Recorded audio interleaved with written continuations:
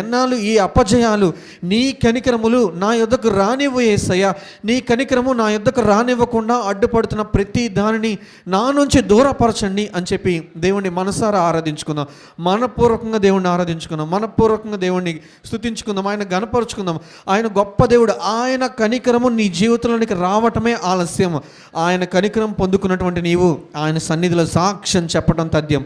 దేవుడు ఈ దినమున అవకాశం ఇస్తున్నాడు. తనను పిలిచి కనికరపడి ఎవరైనా తనను పిలుస్తారేమో అని చూస్తున్నాడు. కనికర పడదామని ఆశపడుతున్నాడు. దావీదు కుమారుడా కరుణించమన్నప్పుడు ఆ గుడ్డివాని యందు ప్రభు కనికరపడలేదా? ఈ దినమున నీవు అడిగితే దేవుడు నీ యందు కనికరపడని అనుకుంటున్నావా? అడుగుతావా? కనికరపడమని అడుగుతావా? చూపించండి తండ్రి, నీకు స్తోత్రమయ్యా. ఓ మా పట్ల నీ కనికరాన్ని చూపించండి తండ్రి, నీకు స్తోత్రం. మరేదో గొప్ప ప్రార్థనలు చేయలేదు, గొప్పగా ప్రభువా ప్రభువా ప్రభువా అని పిలుస్తూనే ఉండలేదు. అయ్యా నీ కనికరం నాపైకి రావాలని అడిగారు.